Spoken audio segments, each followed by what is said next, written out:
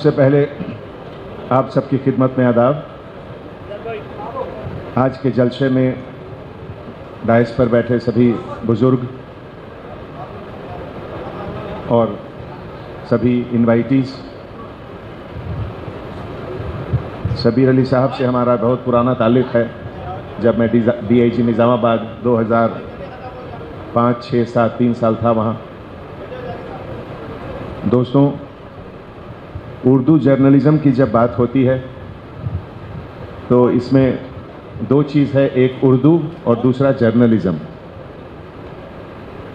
उर्दू के बारे में तो शायद जितनी भी बात की जाए वो कम है।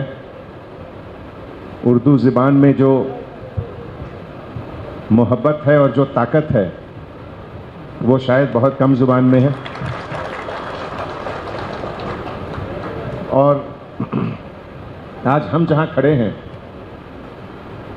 तो जो तेलंगाना का सूबा बना बहमनी सुल्तान के बाद, जब कुली कुतुब शाह ने एक नया सल्तनत बनाया कुतुब शाही, उस समय बहुत फारसी शहजादे भी थे उनके समय, और उन्होंने बाहर से दूसरे देशों से जैसे तुर्की, ईरान, फारस, सभी जगह से लोग आए और यहाँ की जो लोकल लैंग्वेज तेलुगु, हिंदी, संस्कृत सबसे मिलकर एक लैंग्वेज बना उर्दू। तो इसकी जो मिठास है इसमें आपको हर जगह का टेस्ट मिलेगा, हर जगह की खुशबू मिलेगी। और आज की तारीख में जब मैं जर्नलिज्म का बात करता हूं और जब दोनों को मिलाकर उर्दू जर्नलिज्म का बात करता हूं, तो सबसे अहम बात मैं यह समझता हूं कि जो आपके लिए एक बहुत बड़ा चैलेंज भी है, और इस चैलेंज से आपको सही तरीके से लड़ना है और आगे बढ़ना है। वो चैलेंज है टेक्नोलॉजी का। ये टेक्नोलॉजी के कारण आज जर्नलिज्म सोशल मीडिया के सामने थोड़ी कमजोर पड़ती दिखती है, और इसलिए इस चीज को आप कैसे लड़कर आगे आएंगे ये सोचना है। और खास करके जो बड़े मैनेजमेंट ग्रुप है मीडिया के, उनके लिए ये और भी अहम बात है। ये कोई जर्नलिज्म से जुड़ा हुआ चीज नहीं है। बदलते वक्त में हर जगह चीजें बदल रही हैं। आप क्रिकेट में देखिए, पहले 5 डेज मैच में 50,000 लोग जाकर देखते थे मैच। उसके बाद जमाना आया 50 ओवर्स का, 1 डे इंटरनेशनल का, और अब आ गया 2020। और सुनने में आया है कि दुबई में अब 10-10 भी शुरू होने वाला है। तो वही चीज जर्नलिज्म और मीडिया में भी है। अब 24 घंटे वेट करके अगले दिन का अखबार के लिए किसी को उतना सब्र नहीं है। सोशल मीडिया में 2-2 मिनट पे नई खबर आती है। वो सही है या झूठ है वो बात की बात है, लेकिन हर 10 मिनट में खबर जरूर आती है। तो उसको आप एक अपने प्लेटफॉर्म पर एक नए तरीके से कैसे उसको पेश करें, ये एक बहुत बड़ा चैलेंज है। और इसीलिए प्रिंट मीडिया, इलेक्ट्रॉनिक मीडिया, और अगर आप इसको कहें तो सेलफोन मीडिया, ये तीनों को एक साथ चलने की ज़रूरत है। और कोई भी बड़ा ग्रुप हो, आपको एक दूसरे से राइवलरी से ज़्यादा उनसे मदद लेने की ज़रूरत है। आज जर्नलिज्म की जब बात होती है, जर्नलिज्म में प्रोफेशनलिज्म बहुत ऊंचे दर्जे का है। और वो किसी भी लैंग्वेज, किसी भी भाषा में क्यों ना हो, इंग्लिश में हो, हिंदी में हो, तेलुगु में हो, उर्दू में हो, सभी अखबारों में बहुत अच्छे अच्छे आर्टिकल लिखे जाते हैं। सभी का सेंटर पेज, सभी का एडिटोरियल वाकई बहुत अच्छा रहता है। तो अगर आप तेलुगु के एडिटर हैं या अगर आप उर्दू के एडिटर हैं, तो क्या आप अपने रीडर को 2 घंटे के अंदर आज तेलुगु पेपर के सेंटर पेज में क्या क्या सब्जेक्ट आया उसको आप ट्रांसलेट करके आप दे सकते हैं क्या अपने रीडर को? अगर आप दे सकते हैं तो आप टेक्नोलॉजी को सही तरीके से यूज कर रहे हैं। और ये कोई बड़ी चीज नहीं है कि आपको ट्रांसलेशन खरीदना, किसी को बुलाना होगा और 50,000 रुपए का सैलरी देना होगा, कुछ नहीं। गूगल में यह फैसिलिटी है, गूगल ट्रांसलेट में यह फैसिलिटी है कि किसी भी लैंग्वेज के स्क्रिप्ट को 2 मिनट के अंदर ट्रांसलेट कर सके। तो अब ये जो लैंग्वेज का जो एक बैरियर है वो बैरियर नहीं रहा। अगर आज इनाडू में कोई अच्छा आर्टिकल निकला है और आप उर्दू के अखबार के एडिटर हैं, लेकिन आपको लगा कि ये इसकी बड़ी अच्छी लिखावट है, मैं अपने रीडर को भी इसको देना चाहता हूं, आप 2 मिनट में ट्रांसलेट करके आप उसको दे सकते हैं। ये बहुत ज़रूरी है। ये इसलिए भी ज़रूरी है कि इससे किसी एक वाक्या के ऊपर अलग अलग कितने नज़रिए हैं उसका भी एहसास होता है। और आपके रीडर को ये पूरा हक है ये जानने का कि आप जो ये एक नज़रिया पेश कर रहे हैं, क्या इस वाक्य के ऊपर कोई दूसरा नज़रिया भी है क्या? अब इस टेक्नोलॉजी के एज में कोई भी न्यूज़ लोकल न्यूज़ नहीं रहता है। ये जो लोग कहते हैं ये तो लोकल न्यूज़ है, नहीं, अगर वो सही न्यूज़ है तो वो नेशनल न्यूज़ है। और यहां हैदराबाद में अगर कुछ अच्छी चीज़ हो रही है तो दिल्ली में भी लोग जानने की कोशिश करेंगे और जानना चाहेंगे। इसीलिए लैंग्वेज का बैरियर अब बिल्कुल नहीं रहना चाहिए। और सही मायने में टेक्नोलॉजी का यूज़ वही है कि हम कितनी जल्दी से जल्दी अपने रीडर को वो हर कुछ दे सकते हैं जो अवेलेबल है उस प्लेटफॉर्म पे, जर्नलिज्म के प्लेटफॉर्म पे, केवल उर्दू जर्नलिज्म के प्लेटफॉर्म पे नहीं, पूरे प्लेटफॉर्म पे। दूसरी बात उसे भी मैं समझता हूं कि शायद चैलेंज ही है आपके लिए, और मुझे इजाज़त दीजिए कहने का कि हर फील्ड में अब जितनी पैसों की ताकत बढ़ती जा रही है, चाहे वो कोई फील्ड हो, तो जो पैसों की ताकत बढ़ती जा रही है तो उससे ऊपर उठकर कहां तक काम किया जा सकता है, यह भी एक बहुत बड़ी चैलेंज है। आज की तारीख में चाहे वो बड़े बड़े इंटरनेशनल टीवी चैनल हो या नेशनल चैनल हो या नेशनल अखबार हो या लोकल यहाँ के अखबार हो, सबके ऊपर कुछ न कुछ स्टैंप लगता है, ये उनका, ये उनका, ये उनका, ये उनका। क्या हम उससे ऊपर उठ सकते हैं? कहाँ तक वो संभव है? और अगर पॉसिबल है तो क्या हम रीडर्स को, जिसे कहते हैं एक ऑब्जेक्टिविटी, वो ऑब्जेक्टिविटी दे सकते हैं क्या? आज किसे वक्त है कि किसी एक वाक्या के बारे में 4 अखबार पढ़े और 2 घंटा लगाए? उतना वक्त नहीं है। तो आपसे भी उम्मीद करेगा कि आप ऑल्टरनेट व्यूज भी लिखें कि हमारा सोचना यह है, हमारी समझ यह है, लेकिन कुछ लोग ऐसे भी इसको समझ रहे हैं। दोनों एस्पेक्ट रहे उसमें। तीसरी चीज मैं यह कहना चाहता हूं दोस्तों कि आज आप और हम यहां खड़े हैं, बैठे हैं, हमारी सबसे बड़ी ताकत क्या है? हमारी सबसे बड़ी ताकत है कि हम एक ऐसे देश के सिटीजन हैं जहां 70 साल से डेमोक्रेसी का पर्चा बुलंद है। आज अगर आप जापान, कोरिया से लेकर इधर अटलांटिक ओशन तक देखें तो शायद ही कोई देश होगा जहां सही माने में डेमोक्रेसी 70 साल से बरकरार है। वो हिंदुस्तान है। तो इस हिंदुस्तान के डेमोक्रेसी के लिए बहुत ज़रूरी है कि यहां हर व्यूज, हर ओपिनियन को ऊपर रखने का मौका सबको मिलना चाहिए। और वो जिम्मेवारी आपकी है।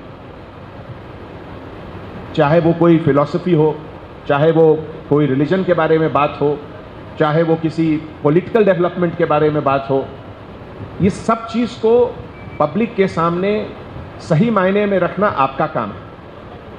लेकिन सबके सामने रखने में इस बात का ज़रूर जहन में रहे हमेशा कि सही तरीके से हो, जिसको कहते हैं इन गुड टेस्ट, जिसमें लोगों को बुरा लगे लेकिन अंदर से तकलीफ ना हो। इसका मतलब ये कि अब जैसे अगर पॉलिटिकल राइवलरी हो, हमारे बगल में पॉलिटिकल लीडर साहब लोग बैठे हुए हैं, तो अगर पॉलिटिकल राइवलरी भी हो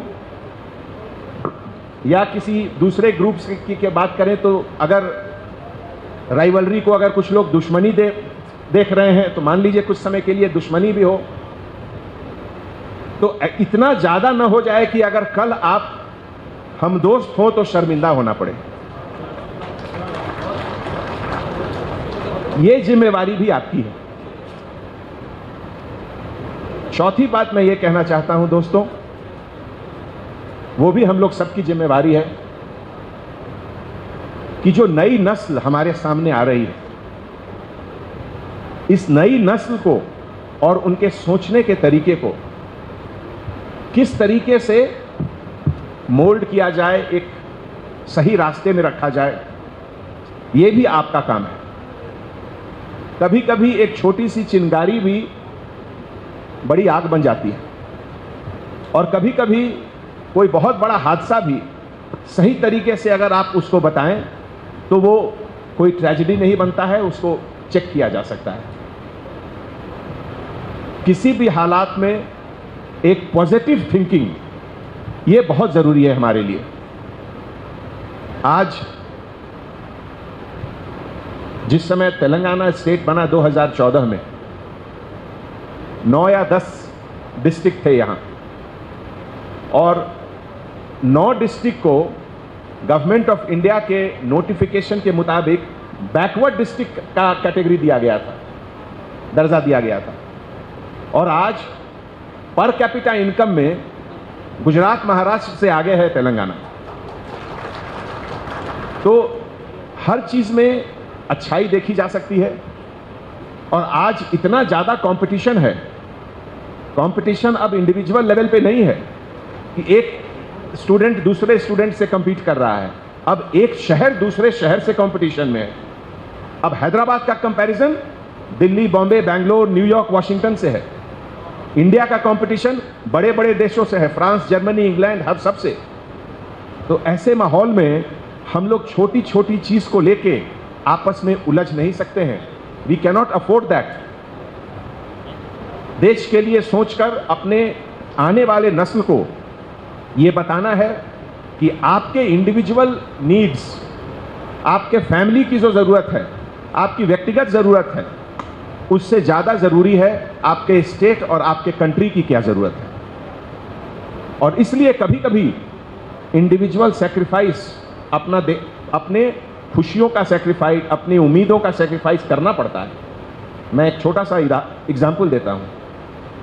हो सकता है कि किसी एक बैच में, अगर कोई 12th का बैच है किसी स्कूल का, तो हो सकता है उसमें 100 बच्चे इंजीनियरिंग पढ़ना चाहें, और इंजीनियरिंग कॉलेज भी है उतनी, लेकिन शायद सोसाइटी के लिए उतनी ज़रूरी नहीं है, क्योंकि 4 साल के बाद जब वो इंजीनियरिंग पास करेंगे तो मार्केट में उतना जॉब नहीं रहेगा इंजीनियरिंग का। तो इसलिए उन बच्चों को अपना इंडिविजुअल जो चॉइस है उसको दरकिनार करके हो सकता है कोई और सब्जेक्ट पढ़ना पड़े। इसी तरीके से हो सकता है कंपनी की बात हो, तो कुछ कंपनी चाहती है कि हम एक पर्टिकुलर लाइन में जाना चाहें, लेकिन उस लाइन में जितनी कंपटीशन है, आपको जितनी मेहनत करनी पड़ेगी, उसके 50% कम मेहनत में शायद आप दूसरी लाइन में जाएं तो आपको अच्छा रिजल्ट मिलेगा। तो ये सब चीज रहबर आप हैं। जर्नलिस्ट से सबसे बड़ा अपील है कि आपको ये सब चीज की समझ होनी चाहिए, और इसीलिए हर जर्नलिस्ट को एक जिसे कहते हैं डोमेन नॉलेज, आप अगर इरिगेशन पे आप कुछ लिख रहे हैं तो आपको इरिगेशन पे कम से कम 10,000 पेज आपको आपके जहन में पढ़ा हुआ होना चाहिए, तब आप कंपेयर करेंगे कि क्या है। अगर आप एग्रीकल्चर पे लिख रहे हैं, मिनिमम सपोर्ट प्राइस के बारे में लिख रहे हैं, तो आपको उसके बारे में उत्तर प्रदेश में क्या हुआ, बंगाल में क्या हुआ, महाराष्ट्र में क्या हुआ, केरला में क्या हुआ, अच्छी तरीके से जानकारी होनी चाहिए, जिसमें कि आप जो भी अपने रीडर को बता रहे हैं वो उसका समरी उसको बहुत अच्छा लगे। अगर आप क्राइम के बारे में लिख रहे हैं तो क्राइम के बारे में भी किस तरीके से लिखें। दुनिया में ऐसा कोई जगह नहीं है जहां क्राइम जीरो हो सकता है ही नहीं। जहां अच्छाई है वहां बुराई भी रहेगी, जहां अच्छे लोग हैं वहां क्रिमिनल भी रहेंगे, जहां क्रिमिनल रहेंगे वहां क्राइम भी होगा। लेकिन उसको किस तरीके से बताएं, किस तरीके से प्रोजेक्ट करें जिसमें कि किसी को डीमोटिवेट करने का गोल नहीं रहे। अगर किसी को डीमोटिवेट करना है तो आपको और हमको मिलके क्रिमिनल को डीमोटिवेट करना है, पुलिस ऑफिसर को डीमोटिवेट नहीं करना है। तो